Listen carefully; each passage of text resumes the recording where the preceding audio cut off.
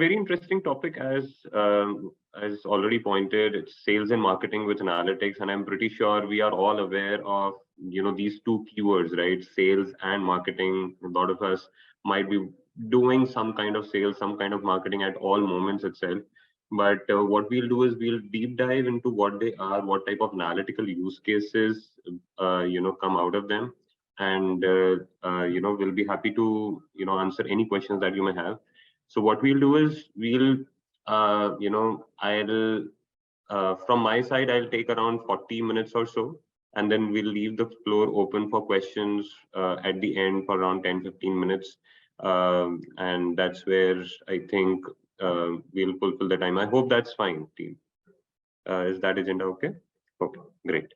First of all, let me give a brief introduction about myself. I'm a VP Analytics with EXL, and I've been working with EXL for almost close to 10 years. That is actually my entire work experience as well. I did my MBA from IIM Calcutta and straight away joined EXL. Have been here since then. I've worked across marketing analytics, risk analytics, product analytics, data governance, data quality, majority of problem statements. Have worked across industries as well, majorly focusing on financial service industry, but have touched upon retail industry and fintech domains as well. That is briefly about me. So now, before we actually touch upon analytics, right, let's talk about what is sales and what is marketing, right? Marketing is basically to get people interested in your company's product and services. And sales is actually involving activities that are required in selling that particular product and service, which you were trying to get people interested in. So these are two different functions. Sometimes these two terminologies do overlap with each other as well in terms of whenever we talk about them. And both these functions are very much integral part of any organization, and they both need to work together for best results or for best acquisitions of the customers, right? So right from the very beginning, let's talk about Amazon for an example, right? So you might be receiving a lot of, if you have an Amazon app, right, you might be receiving a lot of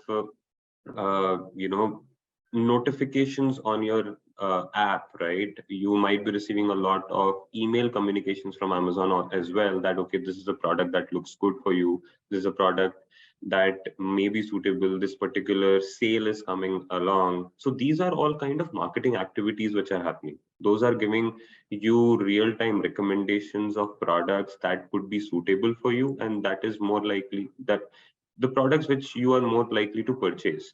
However, when I talk about sales, right? So when you talk about sales, as soon as you go and add to the cart, right? And in terms of, however, the experience that you get in terms of deciding to purchase and actually purchasing that particular product is something that comes under sales. So at times we do not even realize where did marketing leave and where did sales enter. As I said, both are very much interlinked with each other, and that is how sales and marketing work for any organization. I picked Amazon example because I believe that example might be the closest for most of you. Now let's talk about, now let's actually deep dive a bit into the analytics part of it, right? What all different analytical use cases can come up in sales and marketing individually, right? Let's talk about sales analytics, for example, to start with. First is improving targeting efficiencies. So basically, the intent here is that, okay, you have identified what you want to sell. Let's say you want to sell a shampoo, right? Whom do you want to sell? That is also very important. You cannot go and sell shampoo to everyone, because that product also matters in terms of what is the price of that product, what is the size of that product. A lot of things matter, right? Now, whom do you want to sell is a very important question, and for that you need to identify, you need to have very good targeting models. You need to be able to identify the best population for you to target, so that leads to highest or maximum conversion. So therefore, a better targeting model based on expected response lifetime value would lead to higher efficiency of the sales team. higher efficiency and higher results for the sales team as well. And that's where a lot of predictive models come into picture as well. When you talk about predictive models, you need to understand, you need to identify the probability of purchase or probability of response by a particular customer on your sales activity. And you also need to identify in certain use case, certain examples. When you talk about financial services industry, when you actually go and do sales in terms of let's say bank accounts, you sell bank accounts, you sell credit cards and so on. So there you also need to identify the lifetime value of that customer, right? How much that individual is going to help you as a company earn in the next 4 or 5 years is also becomes very important, because having a shampoo versus having a credit card are two different products altogether. And shampoo, I mean, selling a shampoo has no risk for a company, but selling a credit card has a huge risk for a company as well, right? Because it's ultimately a small or a short-term loan, right? So therefore, one needs to be sure, one needs to be aware about all these business logics, business responsibilities as well, before actually coming up and identifying, which customer they want to sell a particular product to. So therefore, the targeting part is very important when it comes to sales, and that's where analytics can play a huge role. A traditional model versus a real-time, unstructured problem-solving kind of a problem. Any kind of problem statement would work. Any kind of model would work. It depends on where an organization is in its entire analytical maturity. Next is insights and talk tracks. So, okay, one thing is that, okay, you have decided that whom do you want to target and what do you want to target in that individual with, right? Now, would you leave the pitching part of it to the sales individual, or do you want to assist that sales individual with some kind of insights to be able to curate some of his or hers, pitch to the relevant customers? So basically, what I'm trying to say is that, okay, you know, let's say a particular individual has come up. Let's say there are two sales person A and person B. They have identified you have given them around 100 individuals to target, and they both have product X that they want to target with, right? They will most likely target all those 100 individuals in their own manner without even knowing about their customer. If they do not know anything about the customer, they are going to target all those 100 people, all those 100 customers in the same manner, because both are actually going ahead with product X itself. But what if you are actually giving them some insights about the profile, about the needs of the customer beforehand, so that that particular sales talk or sales pitch actually gets curated or gets actually personalized with respect to the customer? What if you do that?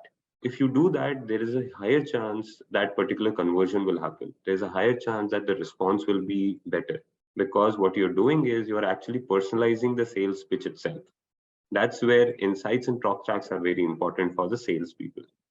Uh, now let me move to the next, and that is portfolio and lead allocation.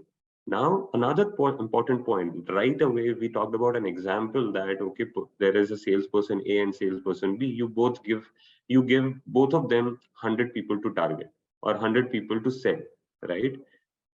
Do you actually randomly give 100 people to both, or do you actually decide which 100 people to give to salesperson A to versus salesperson B? Right? I think random allocation may work in certain scenarios, but in most of the scenarios, if you have to improve the efficiency and improve the overall results, you have to be very sure in terms of which leads you are giving to which sales individual as well, because it depends on their historical performance as well, which type of area suits them the best, which type of products suit them the best, which type of customers actually they are able to sell the best to. That those all types of historical information is very important for you to actually go through and analyze and understand where the sales individual is best suited for. And that's where intelligent allocation of portfolios, products, leads is very important to significantly impact the win rates. So product, as you can see, a few factors written here, right? Historical trends, geography, industry, product, few factors important. These factors can change based on the industry, based on the kind of domain you are looking into, but more or less this is what works. Then real-time cross-channel utilization, in especially in this world of digital media, right? You have so many different channels of sales, right? You have Facebook, Instagram, you have LinkedIn is also one of the platform now. Then you have websites, you have search engine marketing, emails, you have customer service reps calling as well. There's website, field sales teams as well. There's so many different channels to for you or for a company to sell its products to its customers, right? So what is most important is, do and in fact, let me paint another scenario, right? Do you want to target a particular individual through all those channels, again randomly, or via all those channels, or do you actually want to make a plan such that you actually effectively utilize each and every channel? Because each and every channel has its own cost. Your field sales team has a cost, right? There are people sitting there. Your servicing team, which actually calls and sells, those are also costly, right? Because ultimately they are people. People earn salaries, and salaries are cost to a company, right? Emails again, a low cost channel for sure, but it is again, it carries a cost. So it is very important for us to actually look at all those channel costs and identify which channel actually should work best for me, right? And that's where again, intelligent allocation of leads is also very important with respect to channel.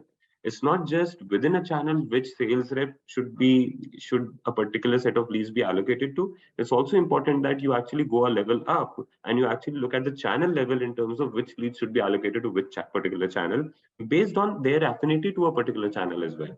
And again, that's where analytics comes into play, because you look at the historical information, you try and understand, traditionally what has worked well, which type of people, let's say a person aged 45 plus actually does prefer a field sales person more as compared to a person, let's say, of age 25 who prefers email more, right? So you would need to segment your customers accordingly, and through these insights you have to allocate those leads to these respective channels. That's where, as written above, effective cross-channel data utilization can lead to better customer experience and enhanced sales journeys as well as better win rates. So these are few examples. Again, definitely no 1 hour, no 1 day, or no 1 week will be enough to actually talk about all the different use cases when it comes to sales analytics. And just picking few most common kind of sales or most common examples which are relevant in terms of the analytics practices. So, so I hope that's fine as well. Let me move to marketing analytics now. Uh, Marketing analytics, very first thing when we talk about marketing analytics is the campaign design and measurement. What happens there is, you have list of, let's say, 10,000 people that you want to sell a product to. Firstly, as we discussed, marketing is the activity to get people interested in a product, right? So how do you get people interested in a product? It's, again, the important part is, what do you showcase to people? Even if you're targeting, let's say, via email, what are you showcasing within that email is very important. Let's say, for example, I'm pretty sure you might be receiving a lot of calls from the credit card companies that, okay, this particular credit card, lifetime free is available for you. This particular insurance I'm selling, or properties, and so on. There must be so many calls and emails you might be receiving, right? Now, within that, and it's very important for any organization to properly set up campaigns. And campaigns should be more or less personalized, because again, I'll go back to my previous statement in terms of the insights and talk tracks for salespeople. If salespeople are actually saying the same thing to every individual, it becomes very difficult. Not everyone will be able to, uh, I would say, align themselves, or relate themselves to that particular talk track, right? So it has to be personalized. Similarly, a campaign needs to be also, segregated and personalized for each type of individual differently. So effective design of a particular campaign and setting up the campaign, when I say campaign setup, what time period you actually roll out that campaign is also very important, right?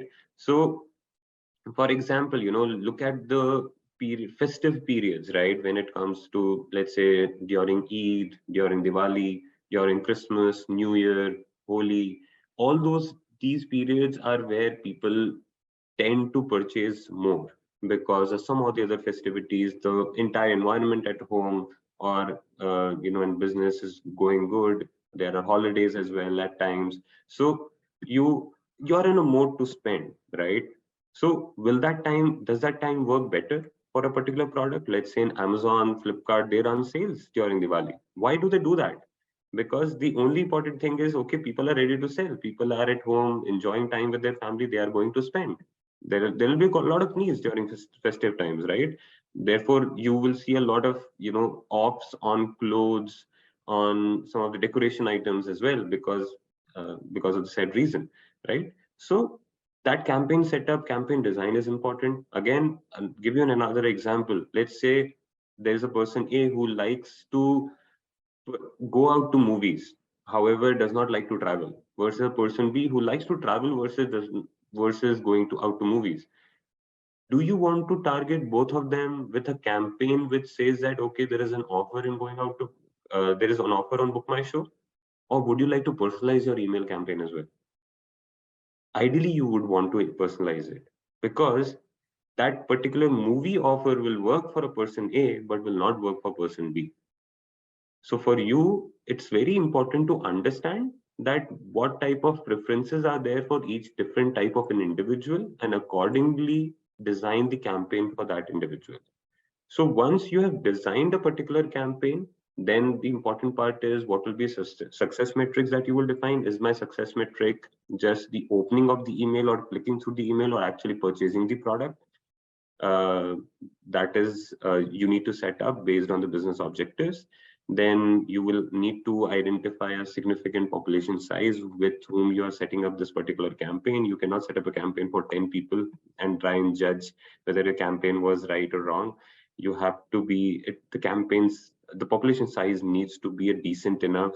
Generally it is assumed that if it is above 8,000 or so, you can still manage. As I mean, more the population, more it is, better it is, but minimum it should be 8 to 10,000. Then measure KPIs for test and control groups. Test control, I'm not sure if you're aware of these terminologies.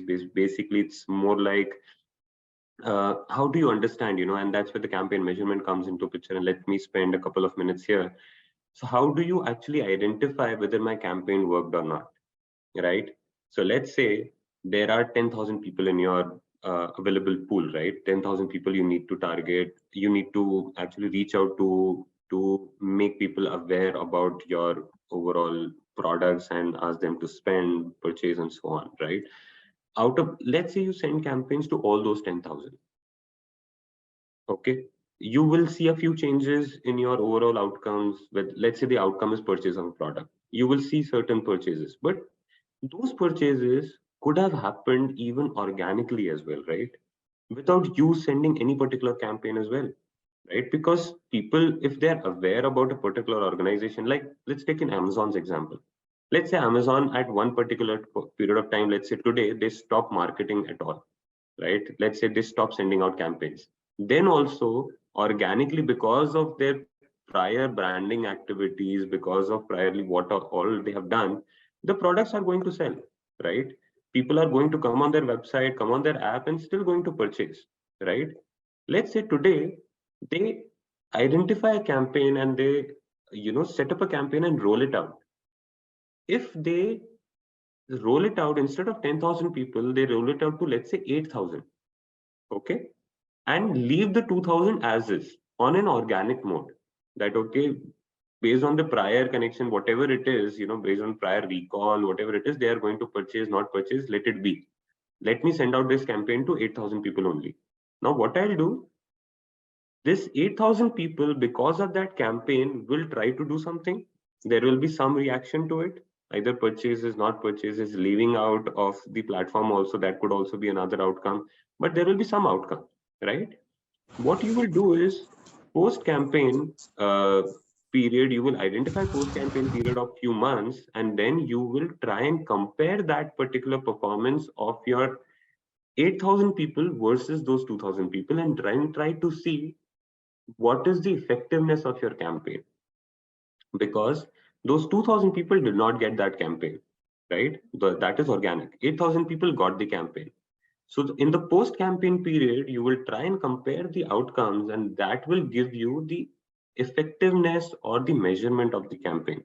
So let's say, on an average, the 2,000 people actually purchase, every 100th individual purchased a product, right?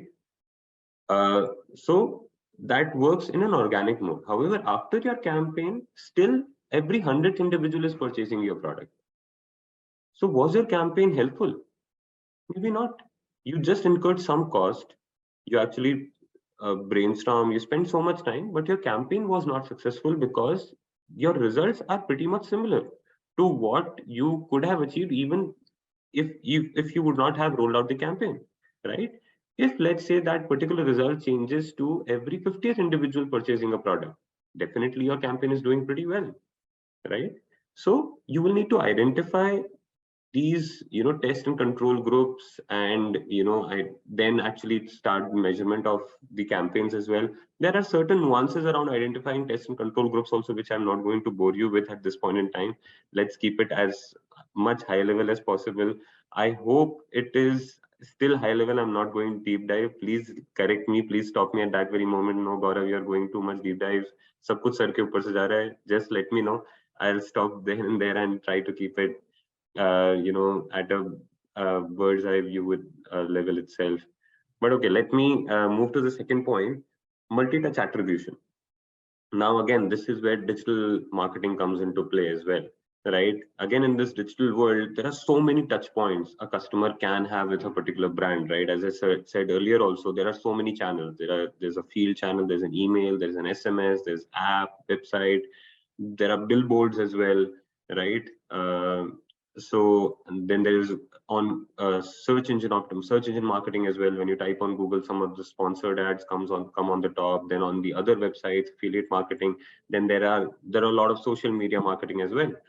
So let's say you actually purchased a particular product on Amazon. Okay, you did that. Now, how will Amazon attribute? Amazon has been running so many campaigns on so many different channels, right? How will Amazon attribute that, okay, which channel actually caused this particular purchase?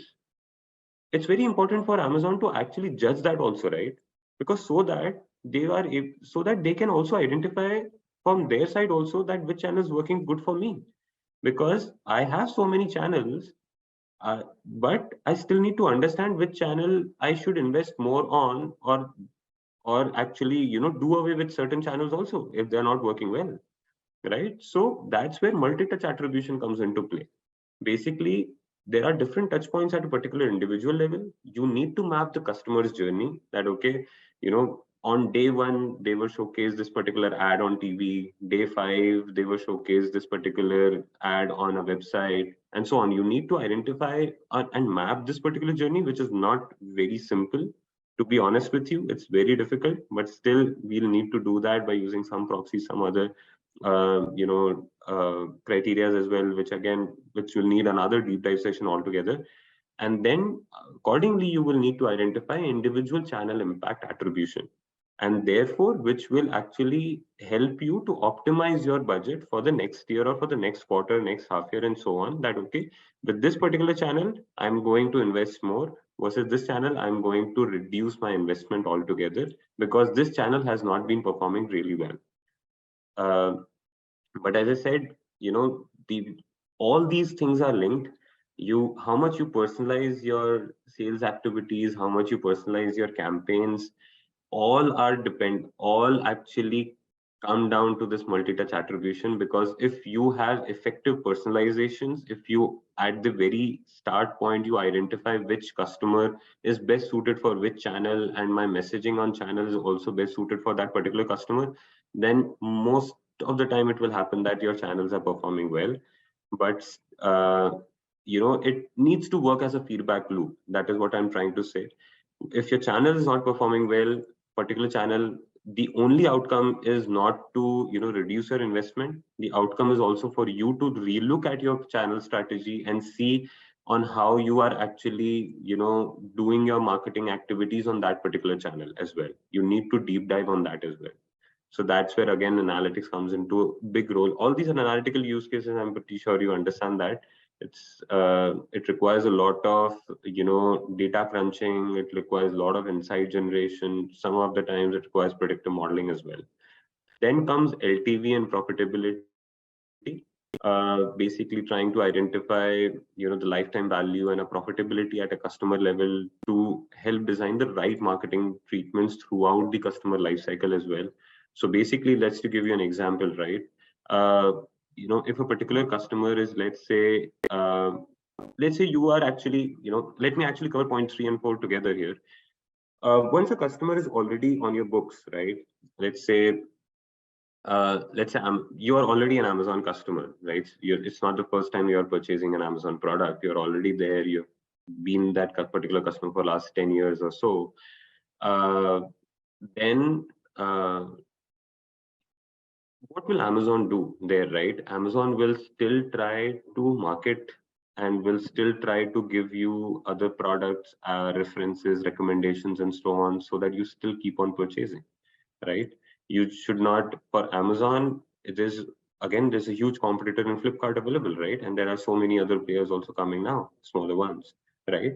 Amazon would not want you to move to any other player. It would still want you to continue with purchasing from it, right? And that's where, if let's say you were purchasing like every 3 months from Amazon, but what happened is in the last year you have not purchased a single product from Amazon at all. What does that mean? For Amazon, that's a trigger point that, okay, maybe this particular customer I've lost or it is on a verge of attrition, right, from my platform. That's where Amazon needs to calculate or identify which actually, just taking a step back, is just one individual which we are talking about, but Amazon has like lakhs, millions of customers, right? If we talk just about India as well, there's so many customers. Within that particular customer, let's say there are 10,000, 15,000, 20,000. Would Amazon want to save all 20,000 people? Or would Amazon want to prioritize within that list and identify which particular 10,000 folks I need to save, 10,000 customers I should save? Because again, a particular customer who was, though he or she was making purchases, but those purchases were very small amount, maybe 1,000 rupees every 3 months, 2,000 rupees every 3 months, versus an individual who was, like, say, purchasing like 10,000 rupees every 3 months. Whom would Amazon want to save? The second individual, right? Because that's where Amazon would see most traction from, right? I'm just giving very rudimentary example. In real world, it is a lot more complex. I'm making it very simple. But this is how Amazon would decide, right? And that's where they will need to see the revenue coming from those customers, the cost of saving those customers as well, identifying the lifetime value. Lifetime value, basically, if you actually save that individual, how much you can earn that from individual as well in the next 5 years. You identify the most profitable customers, and then you identify those retention strategies. That is about the LTV and the profitability part. On the cross-sell upsell, again, it's about product recommendations. You identify the customers to target, you create various predictive models to identify cross-sell and upsell opportunities. Basically, if let's say a particular customer had purchased just a 32-inch television, right? 4 years back, right? So would you want to upsell that particular individual, give him that particular recommendations for a 40-inch television? That, okay, it's time to upgrade. You did purchase a television, but now maybe you can upgrade and purchase a larger screen for your home. That could be one option.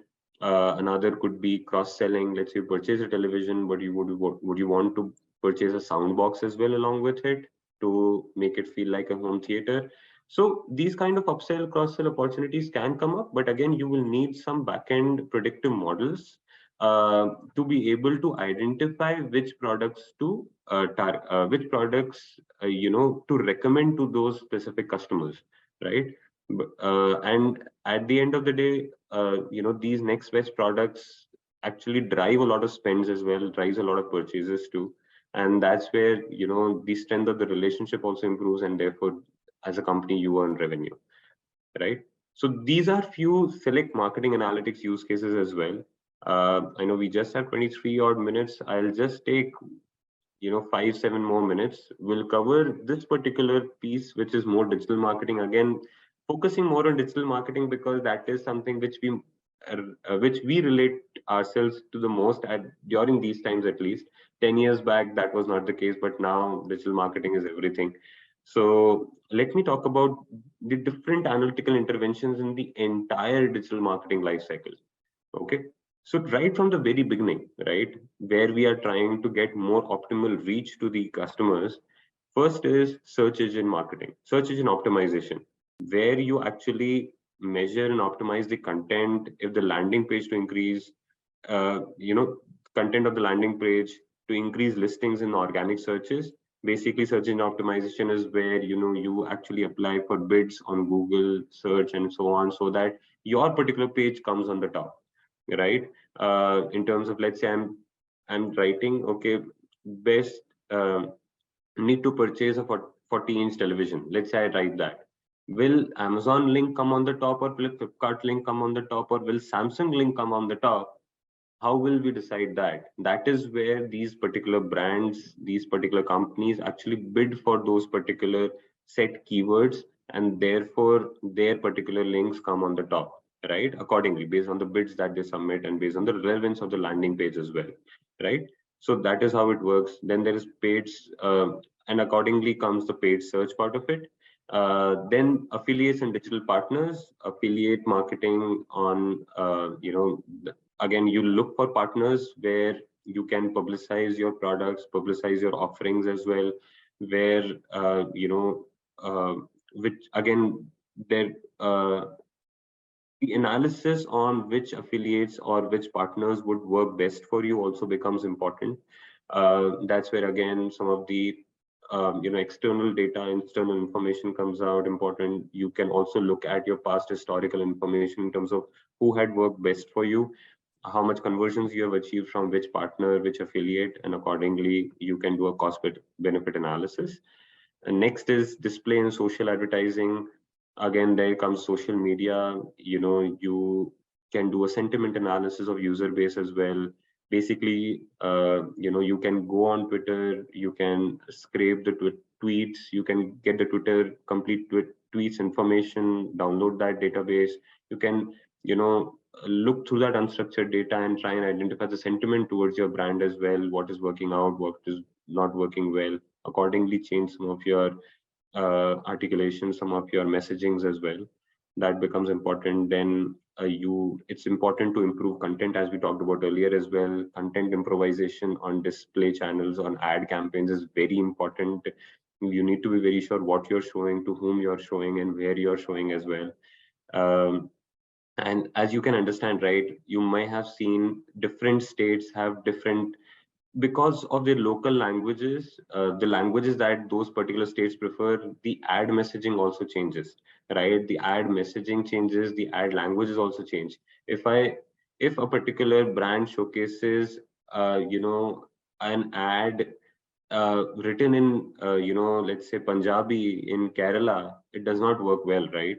You have to be very sure which audience you are catering to. So that particular language of that particular state, that particular region, which most people are using, is also important to be showcased, whether it's English, Malayali, whether it's Hindi, whatever it is, depends, right? So that all analysis is also important. So you have to improve content, you have to personalize the content as well. Then above the line media mix, again talking about, you have to be very sure in terms of which channel you're using to reach out.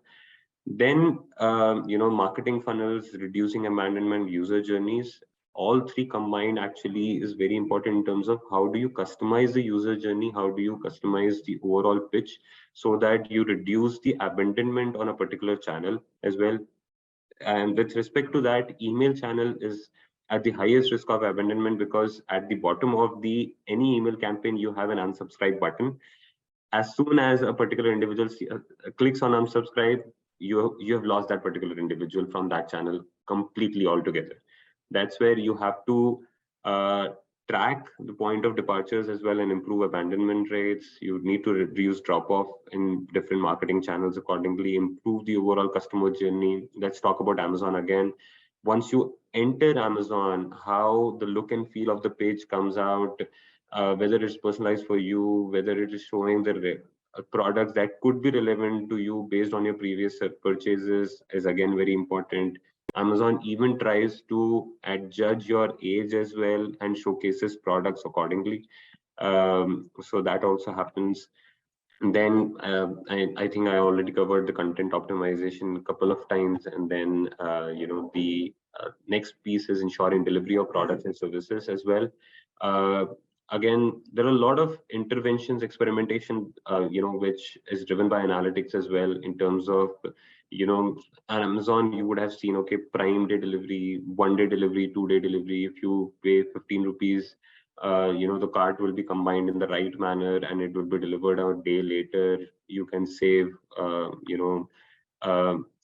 sorry, you can save 15 rupees if you are okay for a delayed delivery as well, so that we can combine products delivery together and so on, because that's where Amazon, saves money on their front as well. So all these fronts, all these experimentations are again very important to be able to give give the desired confidence to the customer that okay, this particular delivery is going to happen in so much time, and I can be confident, I can plan accordingly. Then again, you need to focus on getting more value out of your acquisitions as well. Then increasing customer engagements across multiple medias is important. Quality servicing, chatbots. Again, these are not specifically marketing use cases, but just trying to cover the complete value chain here. Quality servicing is also important. If a customer is not satisfied with a particular product or a service, he or she should be able to reach out to someone, either a chatbot or an individual, to be able to solve it. And those servicings are very important again. Then offer arbitration. Again, we do not have enough time to cover that, but I'll leave it at here. And then placement, creatives, personalization, we have talked about. So this is at a high level sales and marketing. I know this has been more of a monologue for last 40 minutes or so. Apologies for that. I hope I was able to deliver some sense and some idea on what sales and marketing analytics is all about. But happy to take questions now. I think we have 15 minutes. Absolutely, a very engaging session. The monologue was really engaging. So thank you for that, sir. Thank you. Before we move to the quiz, I can see some questions in the chat. First one is, are there any specific tools or platform that you recommend for sales and marketing teams to effectively analyze and visualize their data? Again, there are, Muskan, there are multiple such platforms and tools. It's difficult to pinpoint one particular tool and say that, okay, this is Hmm. something which I would recommend, because see, those tools are also curated based on the industries that they focus on. So, Yeah. so again, I may not be able to answer this question directly because there is no specific answer to this question as well. Yeah. So would recommend, to identify those tools and platforms based on the industry that you're looking at. Hmm. And that is how that suits your need. In terms of visualizing the data of sales and marketing, visualization tools are ample amount of tools are available now. Tableau, Power BI, you have MicroStrategy, and so on. Sisense also recently came up. Then there are a lot of visualization which you can do on Python as well. So again, depends on which organization you are part of and which tool suits you the most. You can use that. All tools have their own pros and cons. Some have, some of them have more functionalities but carry the cost along with A it. lot. So yeah. Yeah. uh, So the next is, to learn this analytics for sales and marketing. Is there any different course?